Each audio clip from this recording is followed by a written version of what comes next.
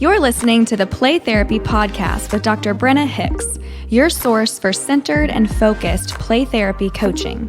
Hi, I'm Dr. Brenna Hicks, the Kid Counselor. This is the Play Therapy Podcast, where you get a masterclass in child-centered play therapy, as well as practical application and support for your work with children and their families.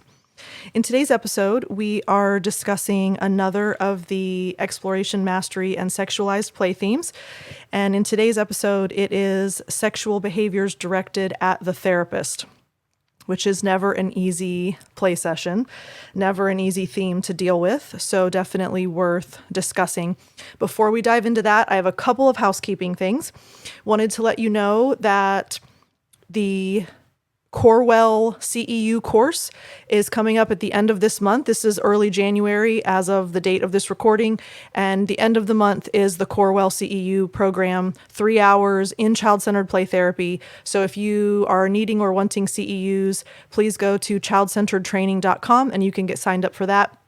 Also, I have a couple of openings at my center for a child-centered play therapist. So if you are looking to advance your career, learn what private practice is like, be trained in child-centered play therapy exclusively with me, and work with other child-centered play therapists and only do play therapy, this would be a great opportunity for you. So if you are interested, please go to playtherapynow.com and fill out the training inquiry form, and I will set up a call with you. And we are in the Tampa Bay area of Florida. I know many of you are elsewhere in the States. So if you have ever wanted to live in Florida, it's a great place. If you live in Florida and you want to move to the West Coast, the Gulf Coast, that would be great. So please go to Play Therapy Now and I can get in touch with you regarding coming and working with me at the center. All right. So sexualized behaviors directed at the therapist. So this can manifests itself in several ways, and it's important to be aware of the different ways that you might see this unfold. So sometimes it is sexualized contact. So sometimes the child will intentionally try to initiate sexualized contact with you during play sessions.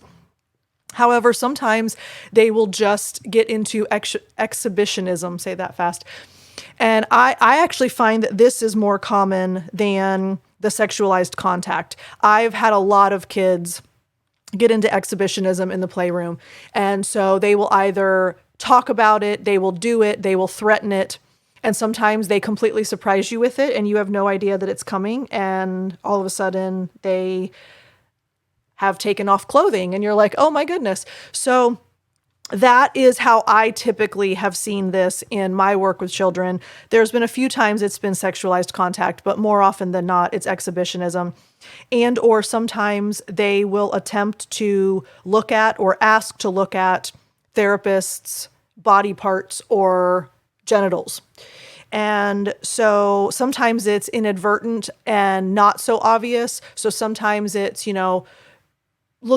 trying to look into a shirt or something like that, but then other times it's more blatant and obvious.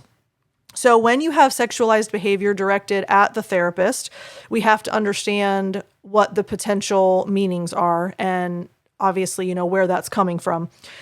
And it's important to recognize, similarly to last week when we were talking about sexualized activities, sometimes a child learns that when they do something like that, it gets a reaction, it gets attention.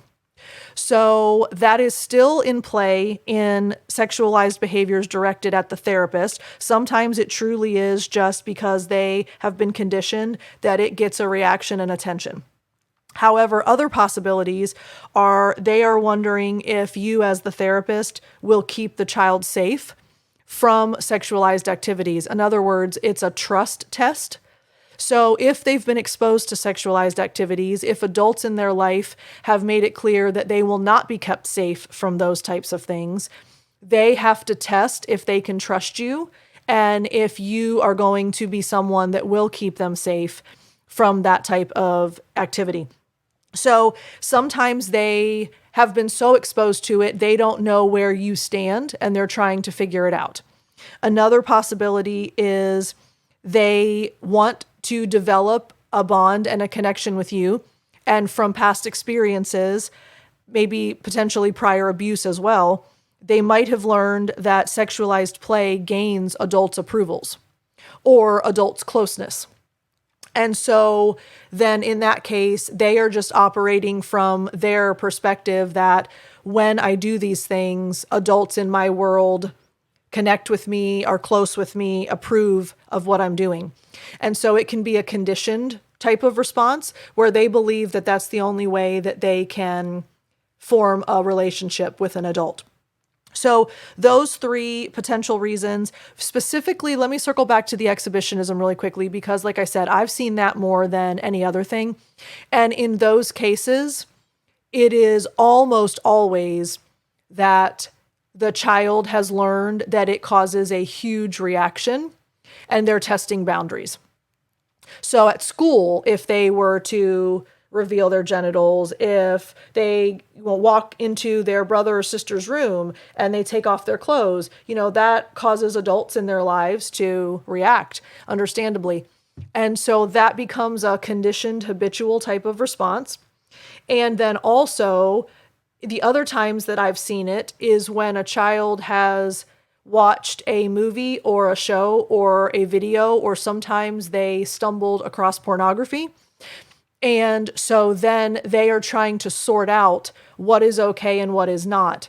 And so the exhibitionism is actually mimicking what they've seen, but it is not related to a history of abuse. So just be aware that just because they're directing sexualized behaviors at you, it does not necessarily indicate abuse.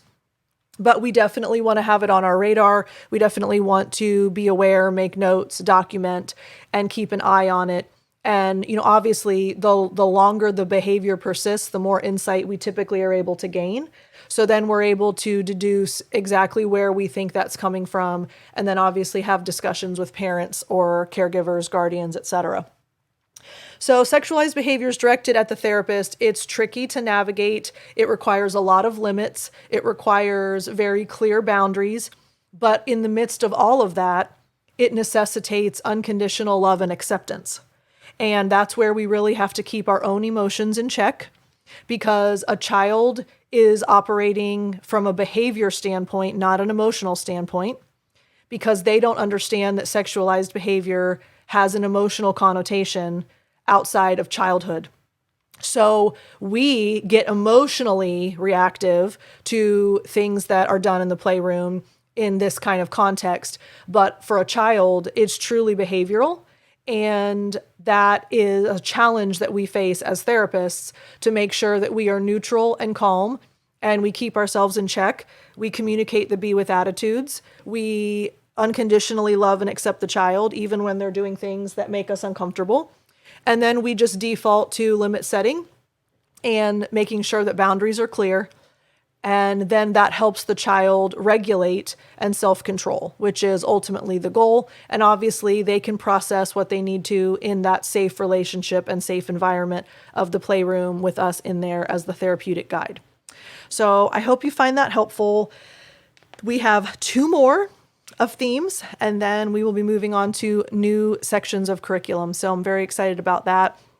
Thank you to all of you who have been emailing me. If you would like to reach out to me, I'd love to hear from you. Brenna at thekidcounselor.com. And we just started our January cohort of private coaching. So we had a ton of people sign up for that. So I'm really looking forward to telling you some stories as we get further into that coaching program.